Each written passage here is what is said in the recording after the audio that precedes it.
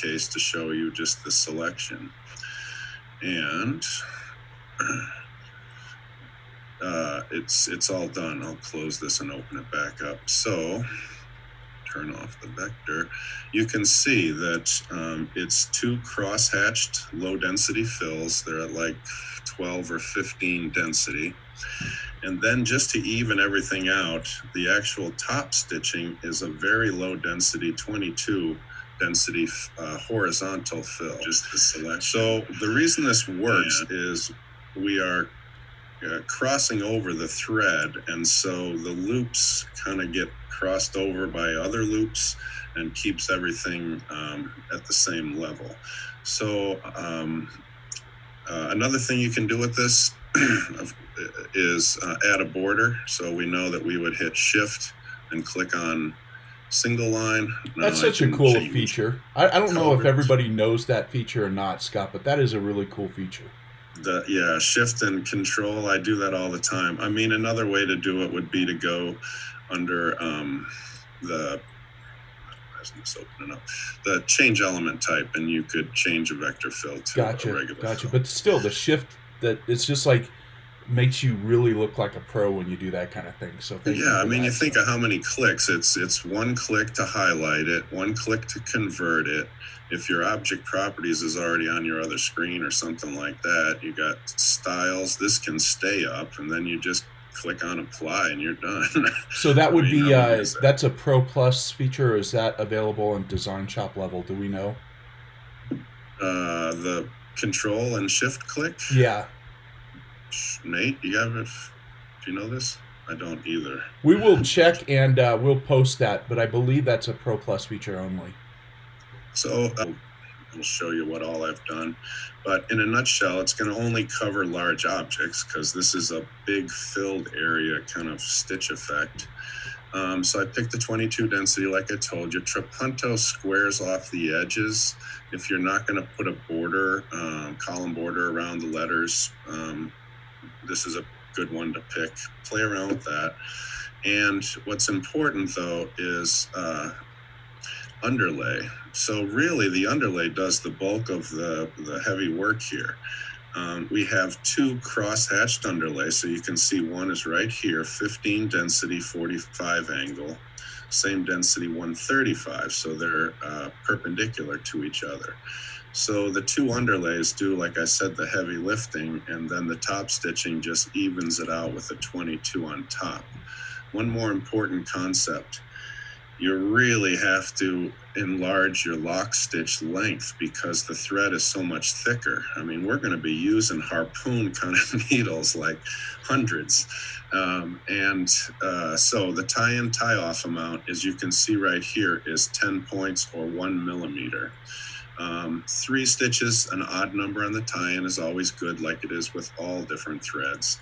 And this can change depending on your fabric, but it's important that you increase the length to at least 1 millimeter, or you're going to be popping threads when it tries to tie in. Is that good? Yeah, that's good. Just a couple things here I want to let people know. If you could, Scott, if you would mind, is there anything else that you want to share on your side? Nope. The styles, the files, we could show them what folders are in. Can you see my folders? We cannot see your folders. We only see Design Shop, bud. I think I have to share that. And so on Facebook, we're commenting right now on Dan and the service group did a wonderful job updating the Zendesk FAQ to have this information. So jump on there, download the link. I think Scott put in there all the how-to, not only on digitizing or in Design Shop, but also in settings of the machine, as well as a sample design. And then I'm going to throw up a couple more sample designs for us that of course Scott did for us. He's such a great guy. We will get those up as well. So let's get that done. So we have that business taken care of. Thank you, Scott. And so the style files, Scott, can you tell us where to put those style files? And does Design Shop and Melco OS need to be closed to do that, or? No, they don't. It can go on at any live time. Okay. Can you show them where the fabrics are, Mike, on yours? Sure, you bet. If you could stop sharing your screen. Right. Oof. Awesome. Thank you. Thank you. All right. And so Program. before we jump over to Nate, let me come over here and let me see if I can share my screen with you all. And we'll do desktop 1, and we'll try to not make everybody wonder what the heck is going on here. Let's see if that's working. Can you guys see my screen? I can see OS. Yes. Okay, cool. So I believe, and correct me if I'm wrong here, Scott, but I believe I go to my Windows folders. Here's a Mac guy trying to get around in Windows. There's got to be some jokes to that. So so we go to our C drive. We go to Programs x86. Right. We go to Melco. We go to Design Shop V10. Ignore everything you just saw. And then you go to the fabric styles. Is that correct? Yes. Double click there, and then double click fabric. And double click fabric. So this is where the styles go, but I believe you call that out in the document as well. Is that correct? Yeah, copy them right into there, and they'll work instantly. So there'll be 2 style files, one for Firefighter, one for Bermalana. Awesome. Which would be for Bermco also. Okay, cool. All right. Any good questions or comments at this point, guys, watching Facebook? Nate, anything? I've been trying to keep up, but then I started prepping for stuff. So for your stuff. All right. So far, I think we're good. Okay. Well, I will take a look. I've got you up on the screen, Nate. So if you want to take and run with this, I will try to, between Scott and I, will take a look at what's going on the comments section and get this going. So you're up, buddy. Cool. So this technique, it lends itself well to specialty type threads, or threads that are a little less traditional for embroidery. So the ones that we've talked about so far, there is a Firefighter thread, and I'm going to try to do this and see if I can make this work for y'all. And I think I've got it going. So the Firefighter is a flame resistant. It is Armid, and it is 40 weight, but it's a little bit fuzzier, a little bit thicker. But what's nice about it is it kind of runs a little closer to a normal thread, but it is a bit spendy. Other options that you have the acrylic cotton blend, and these tend to be around a 12 weight, and they are much thicker, so lighten up the densities if you're doing this on your own. If you're using the styles, you're pretty good. But what's nice about these is they are way fuzzier. They do loop and catch and build and give your designs a much organic, natural, loopy, more traditional yarn look, because they do have that weight, they do have that fuzz. I don't have any of these up on the page, unfortunately. But you do have these other options in these threads, the Bermalana and the Bermalana Co. You do have the option for kind of a melange where they twist multiple colors together, which in that loop, you then see even more of that surface area, and that can give you a really kind of incredible look with this technique as well. Things that I have used this for in the past, I go a lot to animal or mascot things, because that is kind of a traditional look for chenille, and we're mimicking a lot of that. So Letterman's jackets type, or the mascot where you've got a tiger, or I did a lion where I embroidered the face of the lion and then did the mane with more of this looping and more voluminous kind of embroidery effect. And I thought that went fairly well. This time of year, think about bunnies with little poofy tails, or lambs, or things of that. Other times of the year, you might consider adding kind of fuzzy accents to a jolly large man in a red suit's hat, things like that. So you have the ability to use these kind of very interesting textural effects to kind of further your embroidery and do something that a lot of your competitors probably can't do. So that's what I would do. It's a great opportunity for kind of creative enhancement to your offerings, I think. I love using it. Cool. And I apologize, I wasn't paying attention. You went through the thread types. You were reading. I know what I was earlier. trying to make sure the screen didn't go blank on us again, because I've been having a problem this morning keeping the screen from going blank. Did we go over threads as well, Scott? Okay. Or Nate, sorry. Everybody. Yes, you did. It's a crazy day today. Crazy Wednesday. I was so excited about this that I'm just like JoJo the circus monkey, if anybody remembers JoJo. So anyways, to my stuff. Melco OS. So we can't just run, and I keep getting messages from people texting me saying, hey, the screen goes blank. I apologize for that. I will try not to have the screen go blank again on us. That's totally my bad. Thank you for texting me. If you've got our machine with normal tension. So normal tension meaning we set our lower active feed. Let's say on a shirt like this, I might set my my lower limit active feed to maybe 4 to 6, somewhere around in there, depending on the quality of shirt that I'm wearing. And so thanks, Fern, for coming in, and so that Fern Perdilla, one of my friends, is texting me at the same time. But anyways, where was I? He just keeps distracting me. Okay, so that would be normal active feed.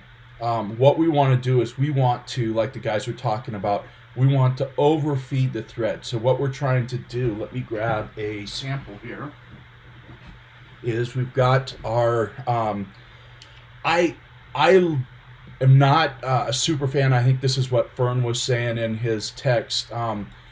We started out with the Madeira thread, the Burmalana, really neat thread if you're doing like animal fur, because now they sell like a wire brush that you can take and brush it, and it gives it more of a fur or fuzzy look. Good stuff. Your machine will look like it's growing a beard, like it's been on quarantine for 60 days, just in a matter of 10,000 stitches with the stuff. So it has its drawbacks, and the drawbacks are is it's got so much fiber to it that the fiber has a tendency to come off as you're sewing it. So I'm a big fan of the Bermco, which is a cotton-based thread, and also really like the Firefighter thread, depending on which one you're going with. But what we're trying to do is we're trying to overfeed the thread with, how he digitizes it. And so he's got this one pattern going this way, another pattern going this way, and then basically we're looking to control those loops to get a consistent thing across it. Yes, Rachel just posted in, make sure that you clean your bobbin case often using Burmalana. Great point, Rachel, as always. And by the way, I want to introduce Rachel as a applications team member. I know I'm all over the place here today, but she is part of the applications team at Melco now, so we're happy to have her on. But getting back to Melco OS settings, let me share let's see if I want to share my screen or how I want to do this. Let's see here. Give me a second. I think we're going to do this. Let me minimize this, and hopefully this looks good to you guys. It doesn't look crazy and whacked out. So in Melco OS, I've got this really cool bear design that Scott has digitized for us. Really looks good. What I would want to do is I would want to go in, and if you can see on my machine behind me, I've got the red thread right now is the only Bermco I've got on there. I would take this and I would select the thread I want. And so let's say we're going to make a red bear. And in the case of this, first of all, the thing I would do is I would walk through and figure out what did he digitize, that is for Burmalana, right? And so once I figure out what that part is, we're just going to say it's the first color. In the Melco OS software, we've got this this Burmalana ability right here. We also have the ability, Scott, what were you saying the adjust number should be for this? Oh, and the color sequence? Yeah, under the adjust fancy and puff settings. 20 is the lower limit I found. Well, I set the machine at 6, and the lower limit in adjust was 20, and the calibration was 45. 45. So 20 and 45, if you could post that in the comment section, that would be great. So on the Melco OS side, you can actually change this. And what it's going to do is, like Scott had mentioned, let me back up a second. You have your minimum adjust here. So this is what you would want to set for whatever material that you're sewing on. Okay, so let's say once again we would take and set, once again, if this was our Burmalana part, we would adjust this so that what it's going to do is it's going to add 20 points of feed to this 4. So it really will set the lower limit to 24. And then this TBS calibration, what that's going to do is it's going to desensitize our thread break sensor so that it doesn't freak out that we're feeding so much thread down that it thinks it has a bobbin break or a thread break. So that's kind of what these two options do. Now, if you're running on a Bravo or Bernina, you won't have this adjust in the advanced mode, but Bernina, I believe, has the fancy ability. What you would want to do on a Bravo machine is you would take and set a hold. So let's say clear all.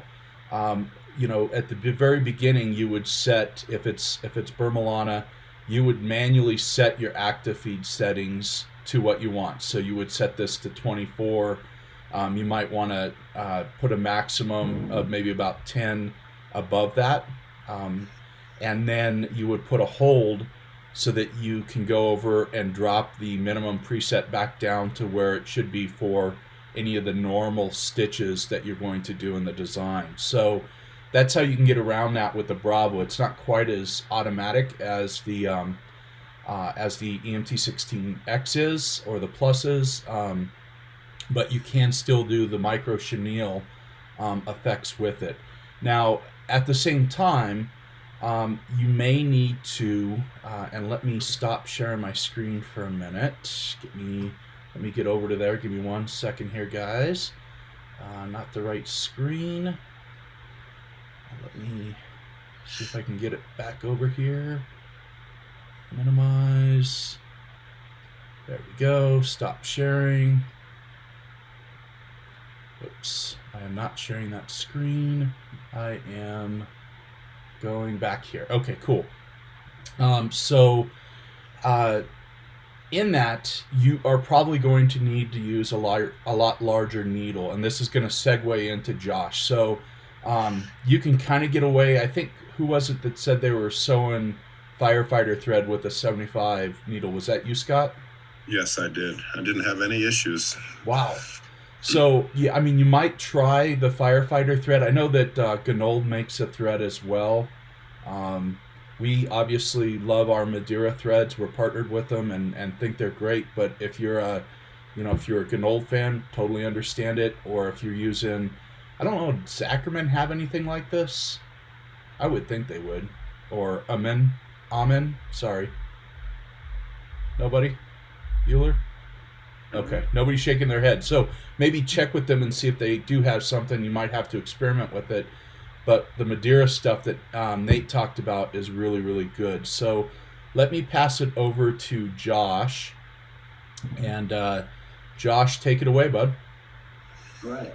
So on the tech side of running this kind of stuff, it's very similar to what you normally run. There's a few adjustments that we can do on our machine and with needles to kind of get this to flow better. So as we were saying, the Burmalana threads, And the only other adjustment I really do on my machine is I adjust my retaining finger gap out just a hair to kind of allow for that thicker thread to come through so we get good tie-ins, tie-offs, and it just runs a lot smoother. So in your operator's kit, you have this handy dandy little retaining finger tool. What I do is I put it in normal, and I would just give it about a 30-degree, maybe 45-degree turn on there while I'm adjusting. And that'll allow it to just flow through a little better. So for your screen to come up. There it is, bud. All right, so in our tech manual for the EMT16, if you're not sure where to find this is on page 120 where I'm looking. You can control F search. But if you look in here, it's going to tell us how to adjust our retaining finger. I'm pretty sure we normally just put it in normal, and yeah, all the adjustment procedures are right here, and that'll just help everything flow a lot better. That's about it on the tech side. The 100 needle makes a huge difference with that thicker thread.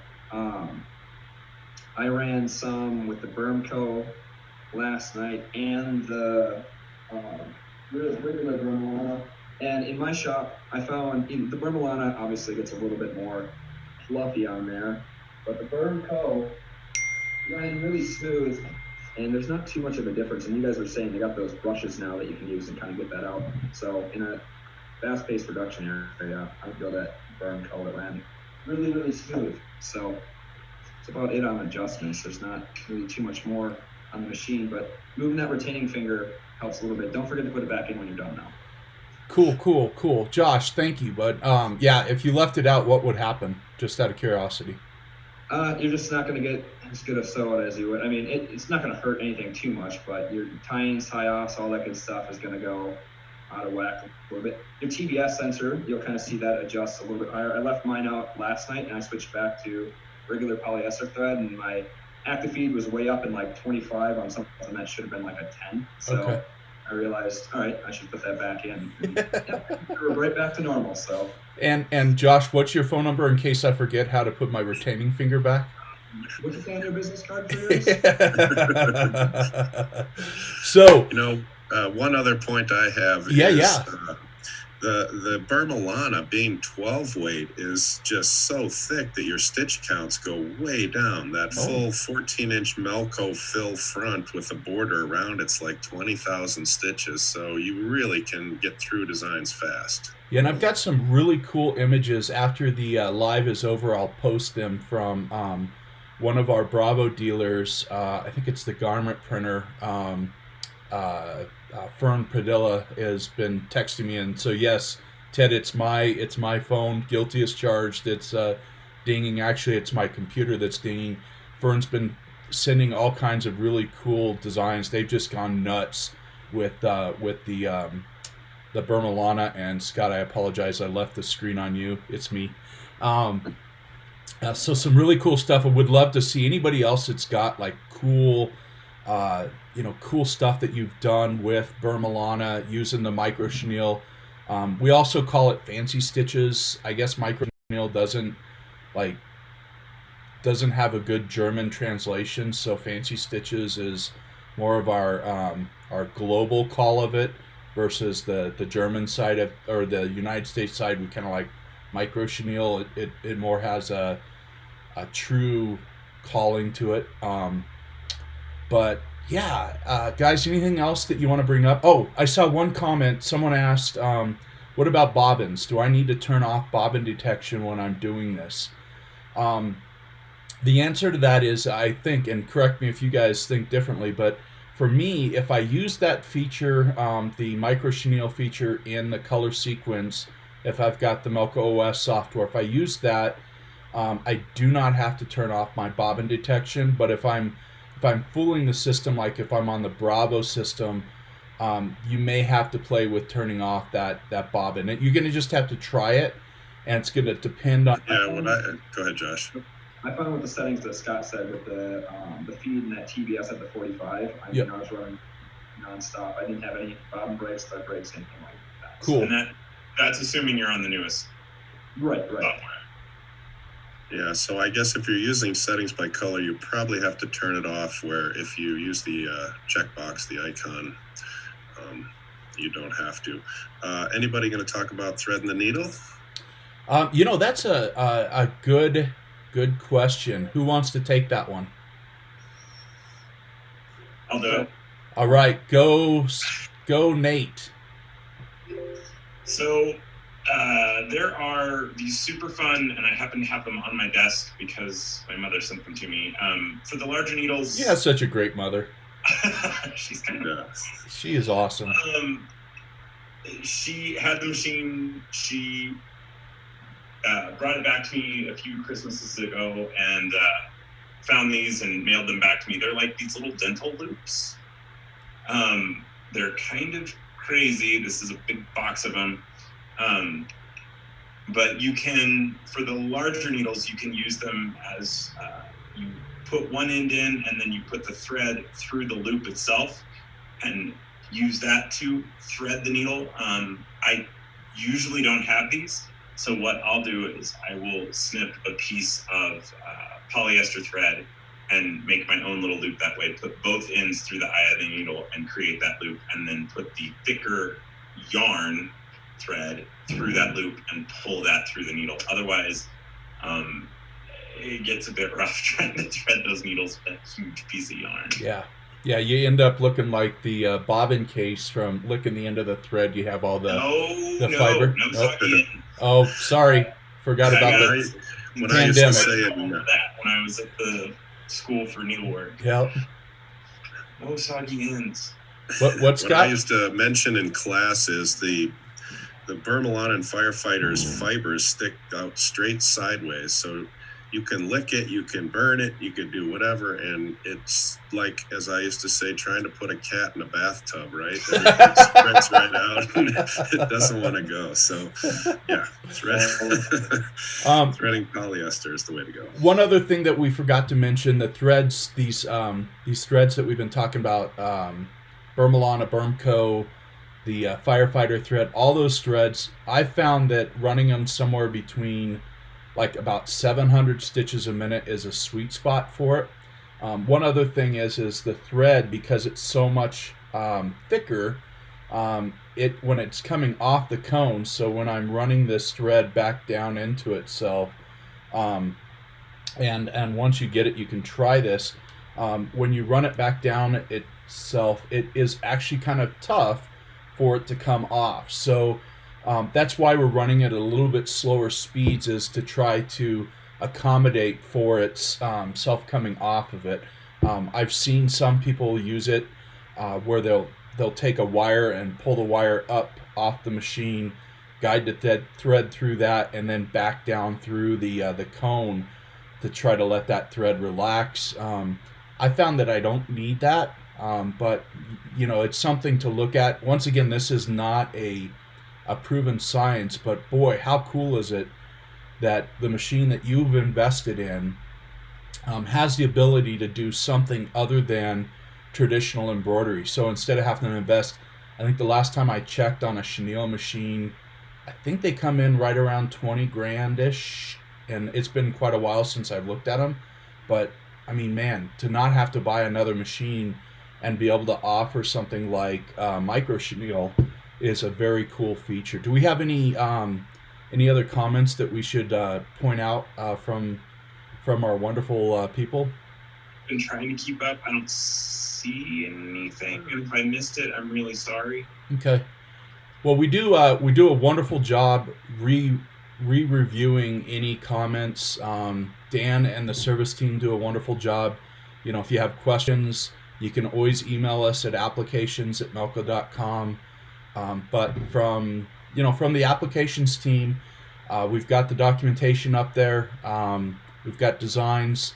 Get some thread, get some needles, or play with. I mean, I know that we've tried it personally. We tried it with polyester threads as well. It's not as cool because the polyester threads are so thin, but maybe just give it a shot with what you've got, where you're at, where you're sheltered in place, if you're sheltered in place, and learn something. And once again, if you've got some thoughts and comments on, hey Mike, or hey applications team, did you guys think about doing something like this?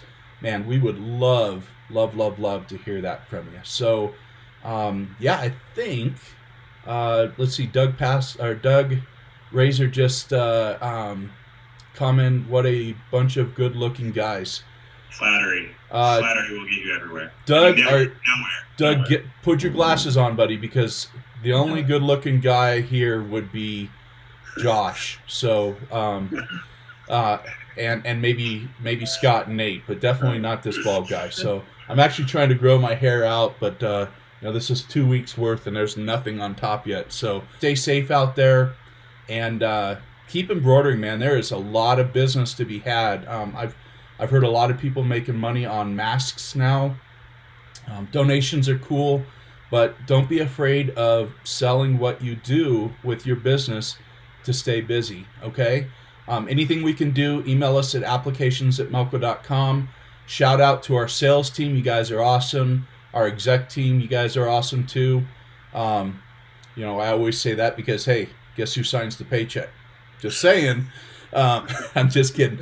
And shout out to all of our third-party technicians out there. Truly, truly, I respect you guys. I know this is a hard time out there for you guys and gals, but we appreciate everything that you do.